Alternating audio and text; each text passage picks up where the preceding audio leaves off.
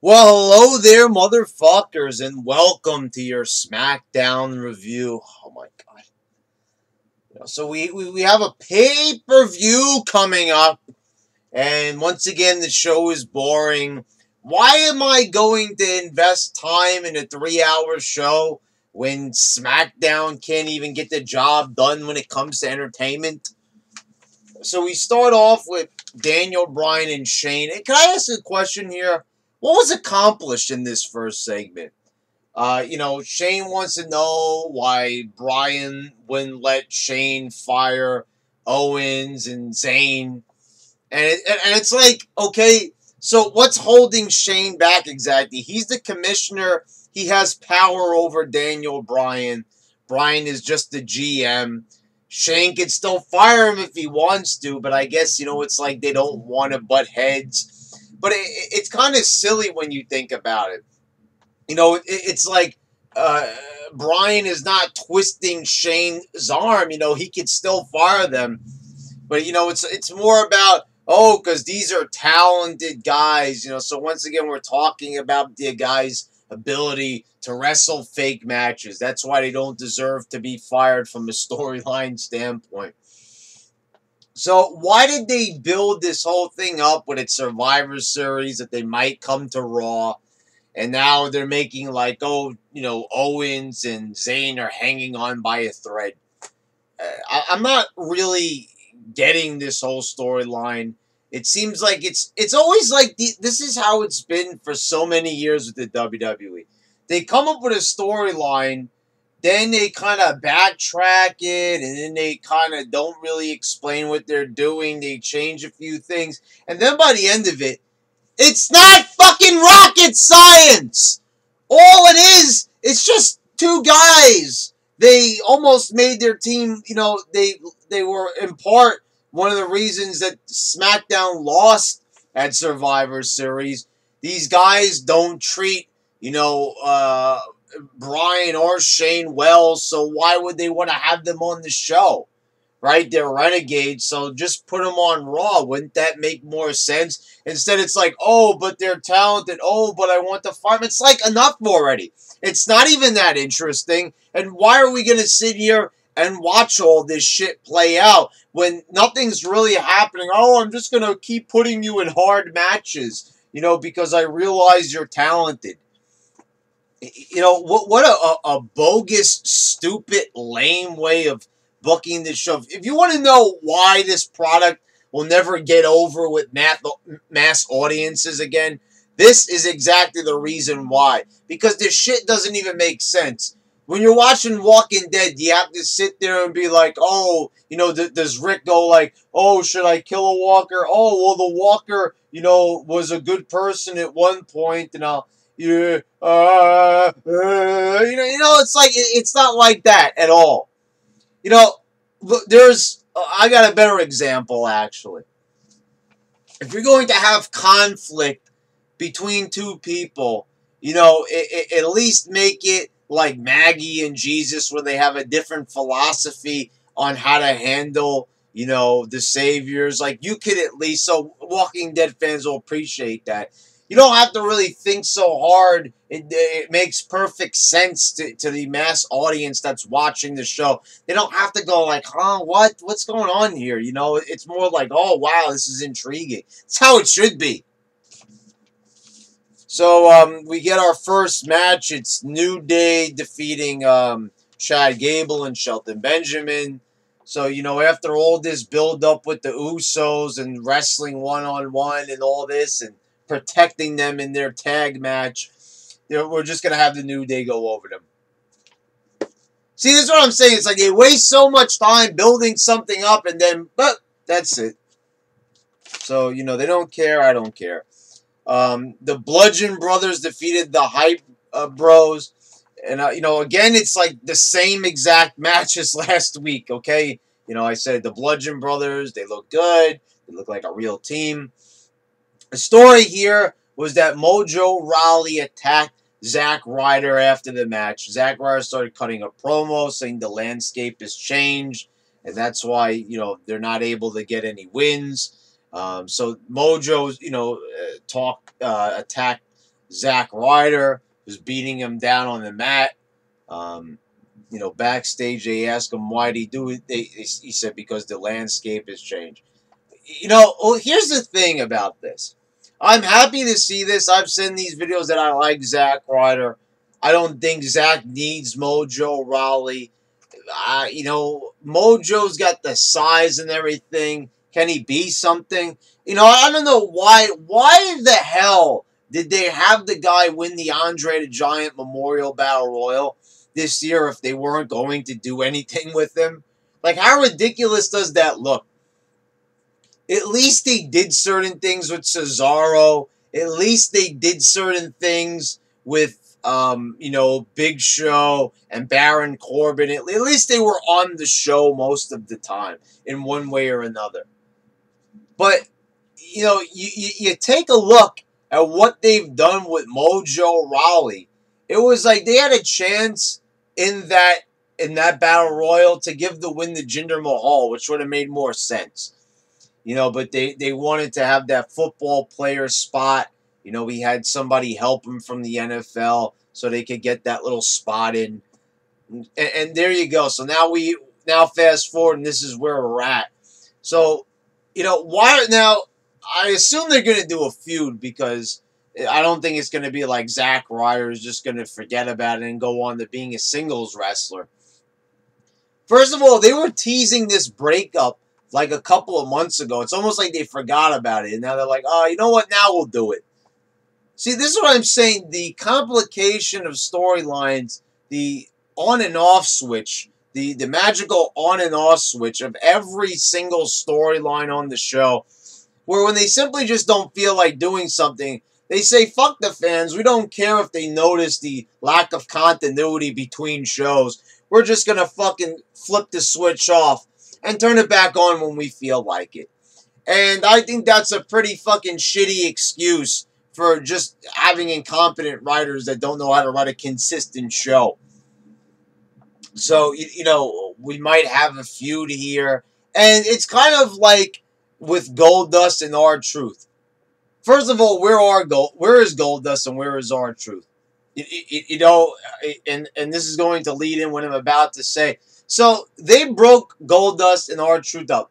They did nothing as a team. They didn't win any tag titles. They didn't really have any big moments on Raw. And then when they broke them up, it was like, well, okay, why should we really care? You never really even gave us a reason to care in the first place. So with that in mind, now they're not even on the show at all on Raw. And on SmackDown, why should we care that Mojo attacked Zack Ryder? This is not like the Rockers breaking up. You know what I mean? This is not like the Mega Powers exploding. It's not like when the New Age Outlaws, imploded. It's, or if we could even just go a little bit further than that, like RVD and Kane. That was a team that won the tag titles. They had faced off against a lot of teams. So then when one guy turned on the other, it made perfect sense, and people were intrigued at least to see what would happen between the two wrestlers. So, now we have just Mojo attacking Zack, and why should we care? Why should we care in the least bit what happens in this feud? I mean, it's not like they really gave us a reason to care. It's not like this team had like been in our hearts for a while.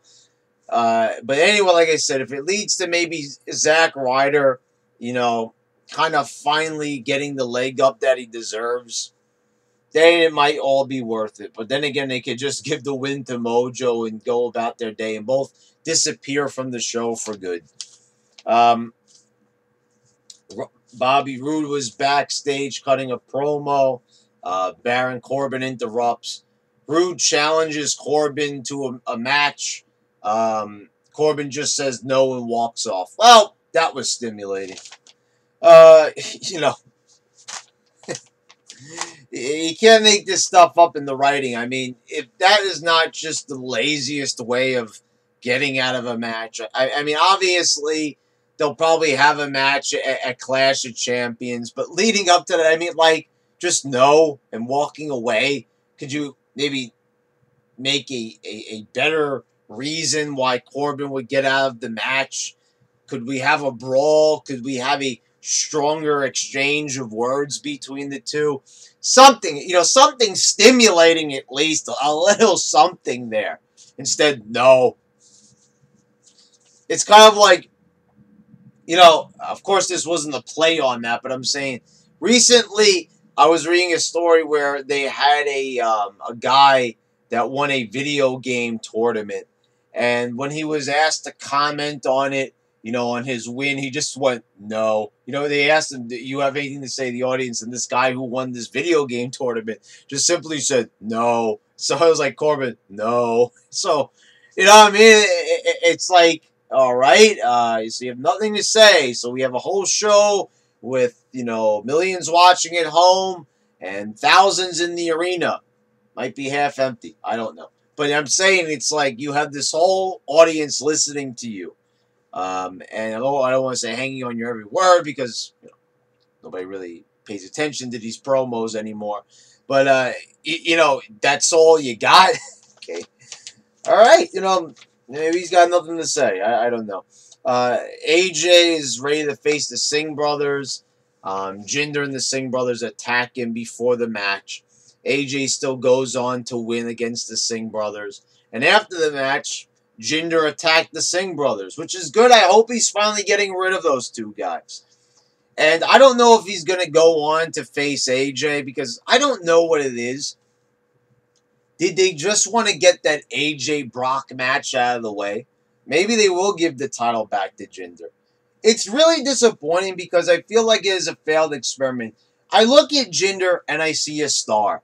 I mean, I don't understand how so many people can be down on this guy. When you look at this guy's face, the facial expressions he makes, the promos that he cuts, even though he's given terrible material, he makes it work. He looks like a viable heel. He looks like a guy that, if you were standing next to him, you'd get a little bit nervous. You wouldn't know what this guy's about. He's intimidating. So, it's a bit strange that they would just all of a sudden just, throw all their eggs out of the Jinder Mahal basket into the AJ basket. I think they just wanted to do a match and they needed to get there, some way for doing champion versus champion. So, they wanted AJ in there. The Smarks were clamoring for it, and I'm happy that we did get to see the match because it ended up being a good match. But, all the same, I would have liked to see the Jinder Brock match as well. It wouldn't have been the end of the world. Seriously, I think just as many people would have watched Survivor Series had it been Jinder versus Brock. You know what I'm saying? They didn't get any new viewers by doing AJ versus Brock.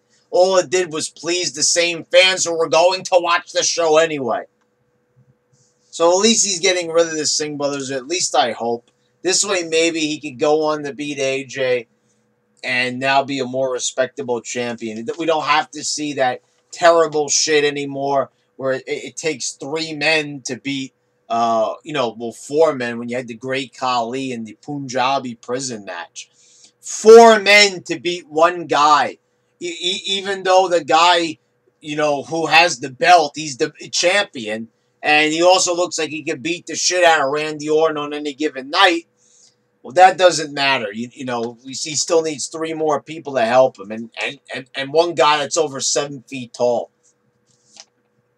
Ruby Riott and her gang of girls cut a promo, and this was so amateurish. So this was like the B version of what the hell is Paige's little group? Oh, Absolution. Can't believe I remember that. It's not a bad team name, but so this is kind of like the bad version of Absolution, the B version of it, the not as good version, the downgraded version. So, Ruby Riott looks like an ugly Paige. Well, let's just be honest. Like I said in my previous SmackDown review from last week, Ruby Riott is like a tattooed Paige. She's got a weird face. She looks like a moth. So I'm like, I don't know, weird fucking face. Whatever. But, they all take turns cutting promos. Liv Morgan is like a poor man's Alexa Bliss. I'm just going to say that. Sarah Logan is like a very, very bland Southern wrestler, stereotypical. And there's nothing here. They have nothing in common. You know, like, it's just they weren't gelling. The promo was falling apart at the seams. It wasn't good, guys. It wasn't good in the least bit. It was a bit hard to watch, to say the least. Like a cringe promos from all of these girls. They have nothing to offer. You know, all they're doing is just sending in a lot of girls because they want to have the Royal Rumble. I don't know. I feel like they need way more girls because how many girls do they have now? I know they don't have at least 30 unless they're going to throw in the backstage interviewers and that ring announcer. I mean, I don't know where they're going to get 30 girls from. But if this is part of those 30 girls, this ain't a Rumble worth having. I don't think it's worth having a Rumble at all for the women. But if we're going to have one, can we at least get some girls that at least have a chance at getting over? This is, you know, promos like this, these girls are never, ever going to get any type of boos or cheers or anything. So the Riott Squad, which is the name of Ruby Riott's group, defeated Naomi, Charlotte, and Natalya.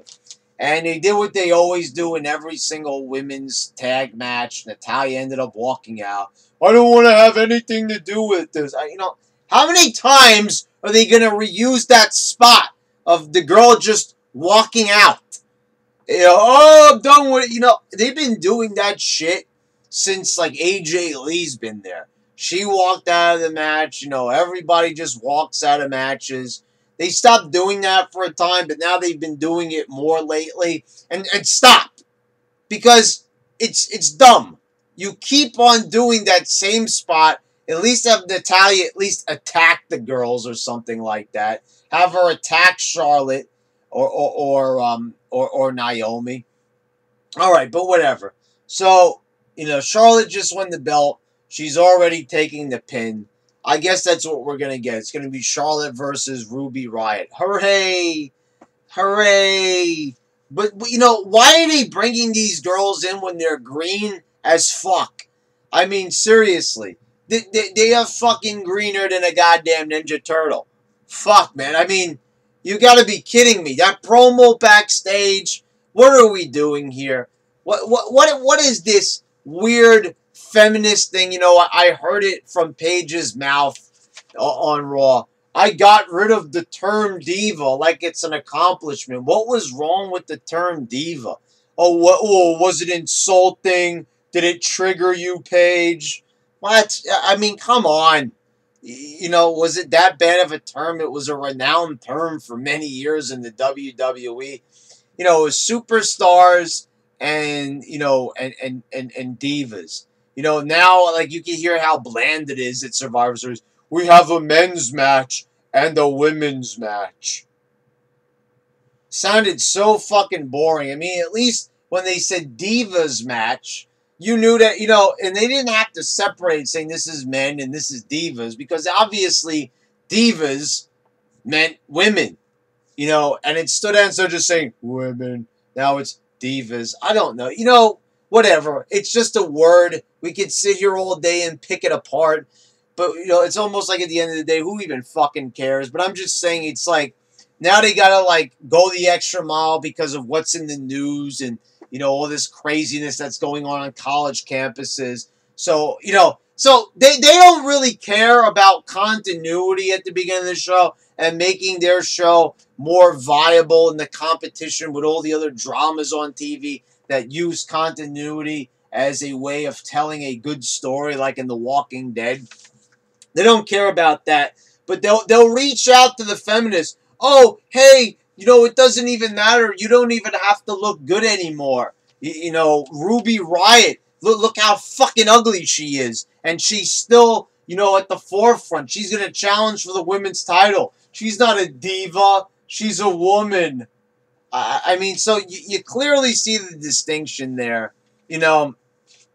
And, you got to remember this current generation of girls that we're also getting in the WWE. I don't want to, get so deep and philosophical in here, but I feel I have to because this pertains to the quality of the show. And as long as we have all these extra variables, going on in real life, they are going to affect the show because you have influences from the wrestlers and creative is also seeing what's going on. They're going to try to, put that shit in there. It's PG, so they're going to be politically correct. So, I'm seeing, the women's wrestlers are all on this. You've got Nia Jax being body positive and everything. Oh, look, I'm a big girl that can still look good. But Nia Jax is very pretty. I will say that. She's got a very pretty face. And I even have commented on how her ass looked in those fucking pants at the pay-per-view. So, there you go. I'm not knocking her. But Ruby Riott is like, are we going to do this again? The girl's not even in shape. She's just like, just no muscle definition at all. She's not even toned at all. No abs, no nothing. And she's going to, come here looking like fucking gutter trash. I mean, my God, she looks fucking disgusting with those gauges in her ears, shaved side of her head, and, she has the face of a fucking mole. I mean, my God, she just looked like she burrowed out of the ground, for God's sakes. And this is, this is what we're getting here. And so this is the type of trash we're going to see in the female Royal Rumble, the women. Anyway, enough about that. So in the main event, we've got Kevin Owens going over Randy Orton in a no-holds-barred match. So, Kevin Owens is body positive too, right? Hashtag body positive. I'm sorry, but the announcers, made this is commonplace. Kevin Owens just beat a 13, 14-time world champion. People always have to remind me. But Randy Orton, they try to do an interview with him tonight, and he pushes past the interviewer. What are they doing with Orton exactly? I'm so confused. They barely have him cut promos. He doesn't even really have a real place on the show. No storyline, no feud really going on. He was just randomly placed against Owens last week. And there you go. I mean, that was basically the story of it. Just as a punishment match. You want to stay on SmackDown, so we're going to make you face, Randy Orton. So, they have this match. Sami Zayn is told that he's banned from ringside, but he interferes anyway. Well, I don't even know. We'll see if the continuity will even be punished next week. Probably not. So, but, Kevin Owens hits the frog splash, a move that most people kick out of, and he beats Randy Orton with it. That was the first person that Kevin Owens beat with the frog splash. So you've had all these other guys, minor guys, kicking out of it. Sami Zayn kicked out of the frog splash in the past. And Randy Orton goes down for it. I thought that Orton was going to get up at the RKO spot off the top rope, but that didn't happen. They gave the win to Kevin Owens. And the announcers make this is oh, wow. This happens because Owens is great. I swear to God, there was one portion in this match where, Orton and Kevin Owens fight up on the ramp. And Owens, whatever, Orton slammed him or hit him, and Owens fell down. And Owens looked like a goddamn beached whale, for God's sakes. I am just going to say it straight up.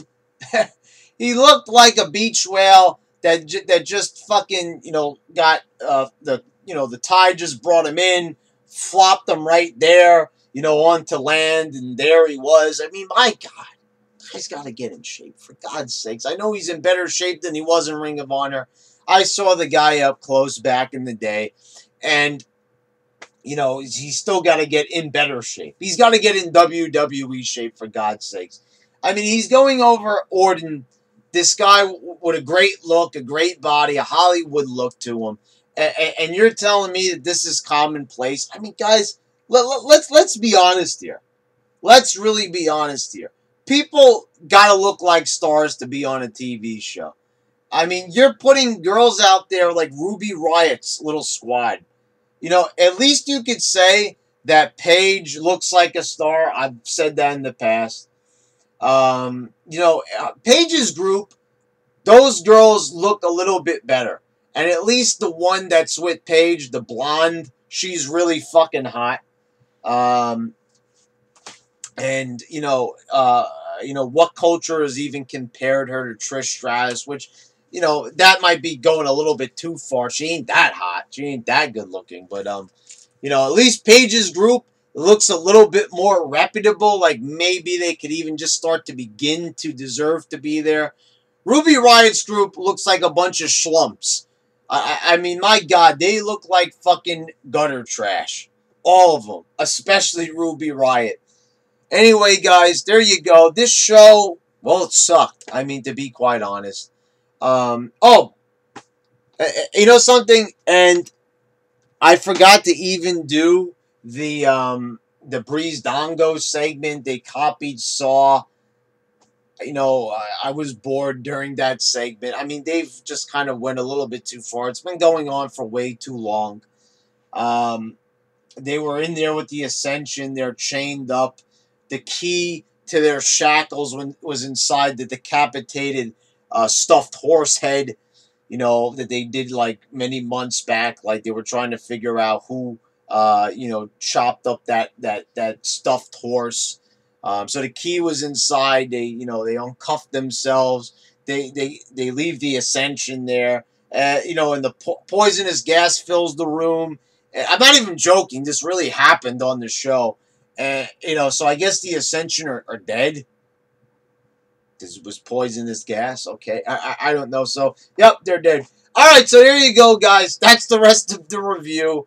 Forgot to mention that. Sorry, but, there, I reviewed that part as well. Anyway, guys, this has been your SmackDown review. And your YWC champ is signing out.